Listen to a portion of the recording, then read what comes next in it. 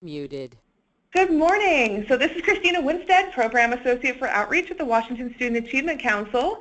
And today we have a special guest with us from the College Bound program. Good morning. My name is Yukiko Hayashi-Sakil, and I do the Communications and Outreach for the College Bound Scholarship. And we're going to talk today about the 12th year campaign for the 2017-18 school year, which sounds super early, but we're just preparing for next year. So we're really excited to talk to you about some new updates and how the program's going to work next year, and we're excited to have you join us.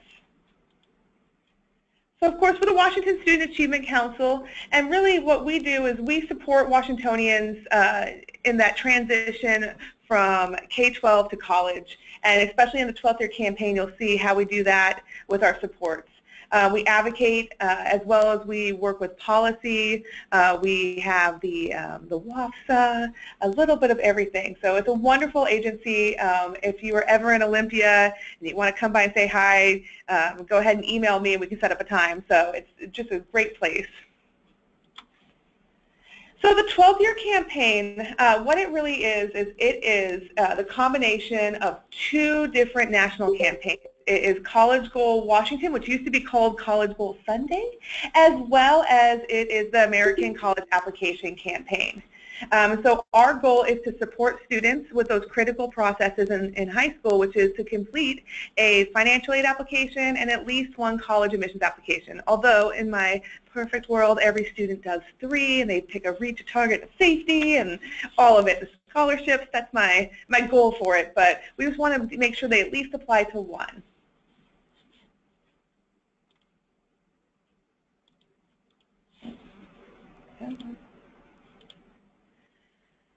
So the American College Application Campaign, really this program is to increase the number of first-generation and low-income students who have access to the college admissions process and support in that process as well.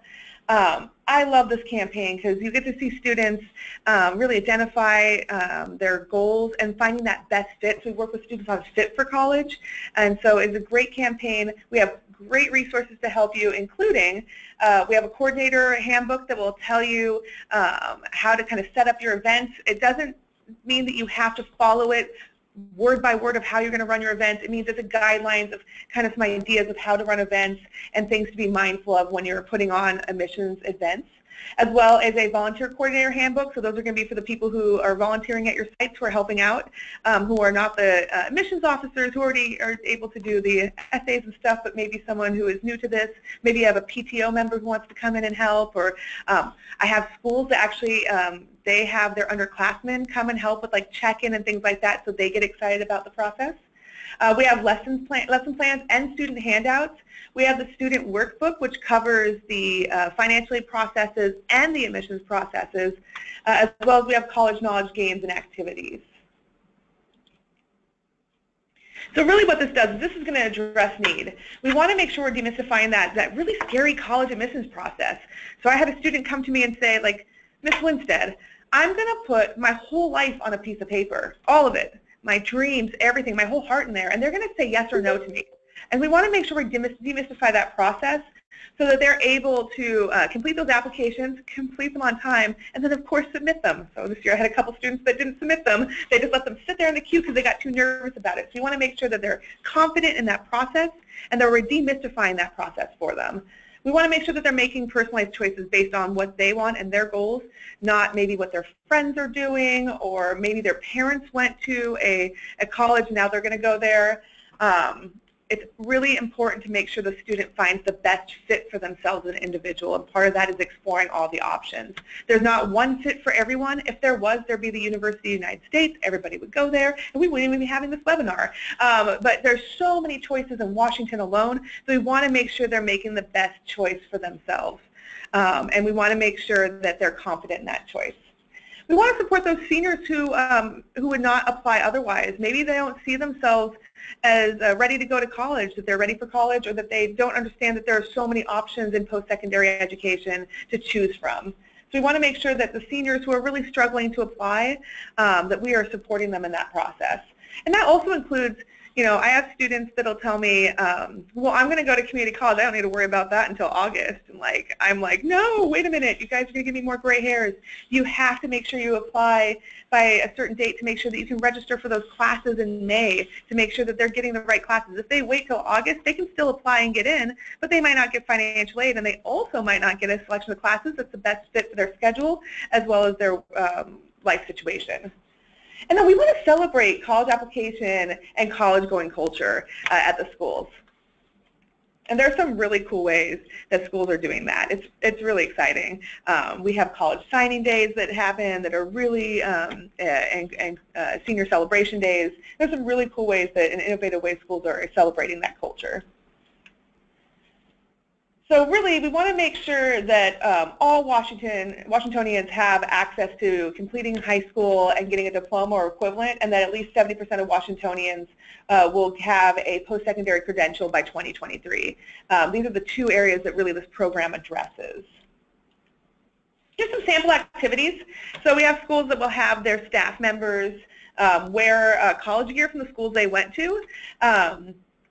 And then, of course, educators sharing their education, but also their pathway to their education. So I think students think that we just graduated from high school, went straight to college, we were all stellar students. We know that's not all the case. I wasn't a stellar student, but students for some reason think that was the case. So telling them the struggles as well as what your pathway was to college is really important because they might identify in that. For me, I went to community college first, and students oh, wait, can you really transfer to a university afterwards? Yes, it's not the impossible dream. Just take some coordinating. We want students to participate in career and college activities during the day. Now, you don't have to do all of these, but you might pick and choose things that fit well for your schools. You know what's best for your students, and so we just want to make sure that you're finding the best fit for your schools and maybe finding some assistance in getting those activities going. The other thing we've had schools done is they've done signs on the doors that say, I went to blank college, come in and ask me about it. This is great for I went to Evergreen, come ask me about it, and a student will come in and be like, I heard I get no grades and I don't have to do anything. And you're like, nope, actually that's the complete opposite. You get evaluations, but it tells you so much more than a grade. So it can also demystify some of those misconceptions. We would love for you to have a college application event itself where a student has an opportunity to apply to 3 colleges and the support to do so. And that can look like a million different ways. It can be combined with your FAFSA nights. It can be that you don't do just one night, but you target specific populations throughout the course of a month. You know what works best for you guys, so it's just adapting it to that. A good spot usually is having it in school, though, because the underclassmen will hear about it as well as they get modeled that behavior. Libraries work really well. Spaces that you can bring in admissions officers maybe to talk about the essays as well as do presentations about their school. You can sometimes connect this to a daytime event after your college fair. So maybe you have a college fair and the next day is your college application day. We have 12th year campaign materials for you to utilize to publicize your event. We have posters, we have those workbooks. So if you have a college application event and a financial aid event, then you're able to order workbooks for free to be sent to you for all your seniors to be able to work through finding the right fit and financial aid processes. We also have sample press releases, postcards, a little bit of everything to help you. I applied stickers. It really is an opportunity for you to receive free materials to help support you in that way. We would love, because most of the applications now are online, we would love for you to have computers accessible by your students at your event so that if they do apply, that they have access to the technology to do so. So College Bowl Washington. Back in the day, it used to be called College Bowl Sunday, so you might remember it as that. But College Bowl Washington is our FAFSA and WAFSA completion campaign. And what it does is it provides resources for students to complete either the FAFSA or the WAFSA, not both. They can only complete one. So I know we have some very amazing students that want to try to complete both applications. No, no, no. There can be only one application. But we want to provide support in completing those because they can be a little nerve-wracking. And so we provide posters and flyers to advertise the event, as well as postcards that say you can't get financial aid if you don't apply. We provide assistance in making connections with financial aid staff. We've actually just signed an MOU with WAFA to ensure that we will have extra support this year in those processes.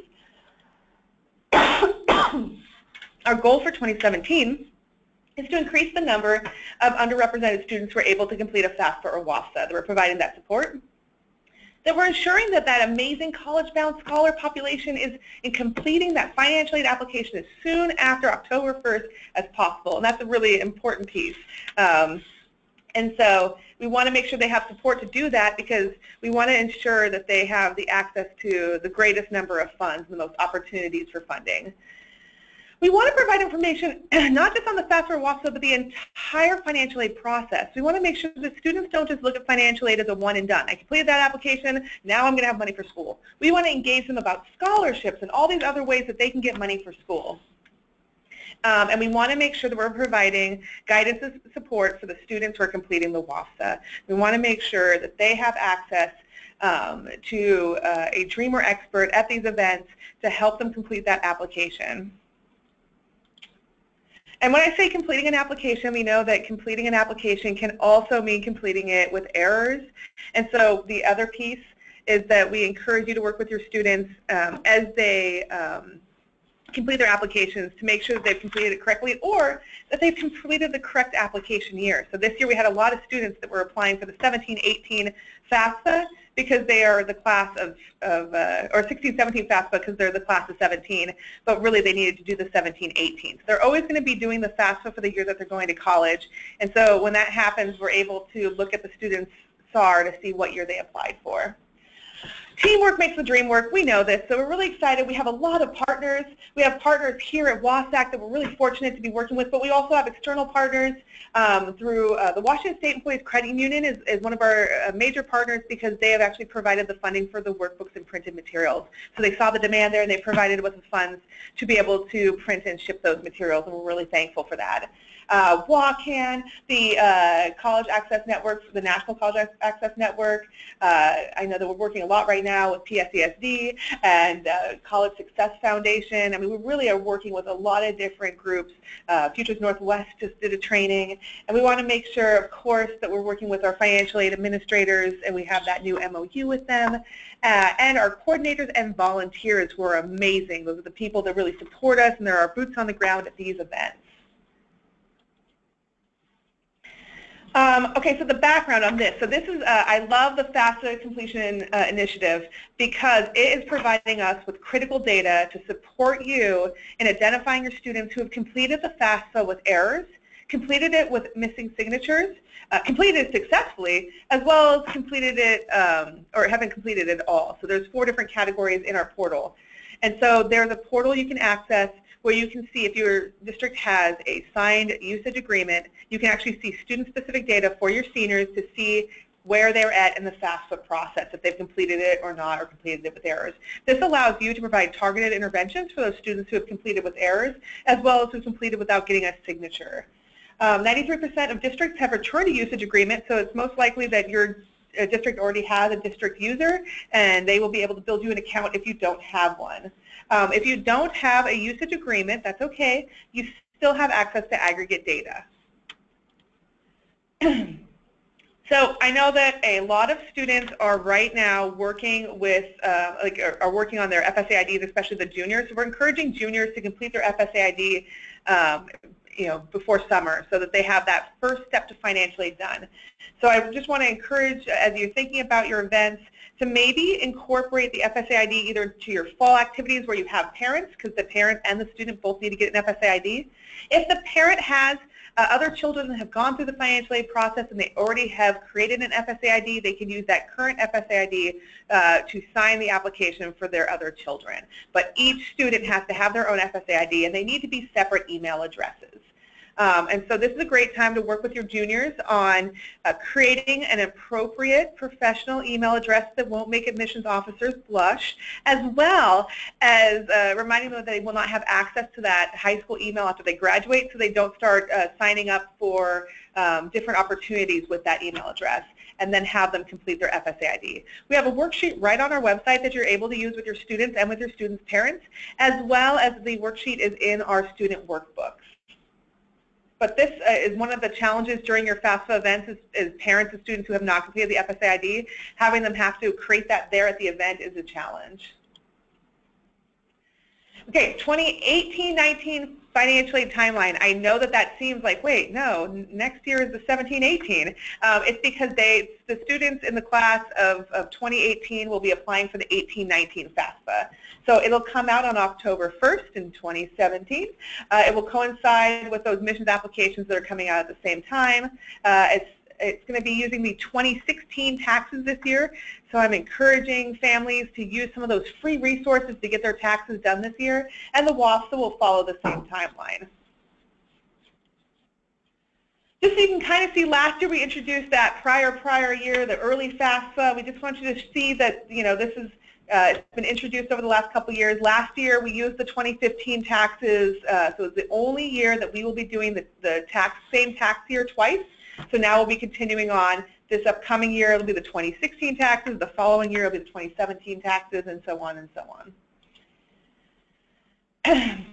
Helping students complete the financial aid application means helping them determine which one they need to apply for. So they're either going to pick the FAFSA or the WAFSA. The WAFSA is for undocumented students in Washington State. If a student has DACA status, they will be completing the WAFSA, not the FAFSA. You want to make sure that they are completing the correct application, and one way to help them with that is to walk them through our website. So at readysetgrad.org/WAFSA, there's actually a decision tree where the student can answer a couple questions, and it will actually guide them to which application they should be applying for. But if they have DACA status, they definitely want to be doing that WAFSA. Again, only one application. And then what happens next for students? Students are going to be applying for college admissions around the same time. They're going to apply for financial aid, as well as they're going to respond to any requests from Washington Student Achievement Council or their colleges. You want to remind students that their colleges are not going to hound them. They're going to usually send them one, maybe two emails about a question that they have, and then they'll assume that the student is going to respond back because they are on their emails, or that they're really excited about that opportunity to go to that school. So if a student does not check their email, they could miss out on some really important information about housing. I had a student that checked the wrong box about housing, and when the school emailed her, she did not look at the email, and all of a sudden she was like, I don't have housing. Wait a minute. So you want to make sure that they're checking those emails and responding to those inquiries. Washington Student Achievement Council or the Department of Education, depending on the application, our steps is the federal government maintains that FAFSA server, that FAFSA. We maintain the WAFSA online, and then through WASAC, and then the application is passed on from us to those institutions that they listed in their financial aid application. And then colleges are going to notify students about the eligibility for state or other aid. They're going to answer questions about financial aid, as well as provide support throughout college. And that includes support in applying for financial aid their freshman year when they get to college, because we want to make sure that they're applying every single year in October. We also want them to apply for scholarships. So in the 12th year campaign, we really encourage students to apply for scholarships. You can order washboard brochures. They're a 8.5 by 11 brochure. It's a 2-pager that talks about scholarships and how to apply for the washboard. We are happy to send those to your schools. I'm happy to send those out now too. If you have students you are working with that you want them to start looking at scholarship opportunities and you don't have those washboard brochures, please let me know, and I am happy to send you whatever you need this year or next year. I just want to support you in those activities. The washboard is like the eHarmony of scholarships. What it does is the student builds a profile, and the washboard matches them to scholarships they're eligible for. So it's pretty cool. There are multiple ways to participate in the 12th year campaign. So this is what we opened up last year. And on our application, it's more in plain language than it is on here. But the 3 options for participation are either a Rainier site, Cascade site, or a Chinook site. The Rainier site is a full 12th year campaign partner, and you actually do activities and events for both admissions applications and financial aid completion. And those sites are able to order the workbooks for free. They're the only group that actually gets the workbooks printed. Cascade sites are sites that are only participating in College Goal Washington. So typically, sometimes this will be sites that are college supporters, as well as not just the high schools. So sometimes libraries will have these events, colleges will have these events, and then sometimes high schools will just have a FAFSA event. And so those are Cascade sites. And then Chinook sites, you're going to want to use all the materials that we have, but you maybe are going to do your own thing and you want to utilize those online resources that we have. And so you can participate in any one of those levels.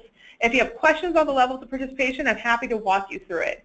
You can register now as a site by going to bit.do/12th year. It is 12th dash year, sorry. It is really easy to sign up. It takes about 5 minutes, and we'll be able to connect with you to make sure that you have the resources you need for next year. So I know that a lot of schools are planning for next year right now. Again, here's the website for 12th year. It has a lot of the materials. All of our materials for this current campaign are up, so if you are not registered right now as a 12th year site, feel free to go through and look and see what works for you. If you're still completing activities to help your students and support them in FAFSA, WAFSA completion as well as admissions, let me know. We can retroactively sign you up for this year and get you those materials to help you support those students. There's postcards in 5 different languages that tell your students if they can't get financial aid if you don't apply, and it tells them what they need to bring to the event, and all you have to do is just write in the dates. It's a really good job for those TAs to sit there and fill in the dates. And then we have posters. We have stickers that say I applied that you can give to each one of your seniors as they've applied for those processes. We will also be working on this summer a parent companion book that it won't be printed this year, but it will have information for parents to help them support their students throughout the senior year processes. This is wonderful for those first generation students so that their parents can engage them in the activities that they're completing in high school in that critical senior year. If you have any questions, please feel free to contact me. We also have our Ready Set Grad site for information on College Bound as well as WAFSA and the 12th year campaign, our main website, the washboards up there, as well as GET. We have also parents who are going to be having questions about their college saving plans, how to utilize them, or if those parents who say, I haven't saved yet, what do I do? So we have a wonderful GET department that's happy to help them with that. And with that, thank you so much for joining us today on the 12th year campaign. We are looking forward to seeing you next year as sites, and if you have any questions, please feel free to contact me.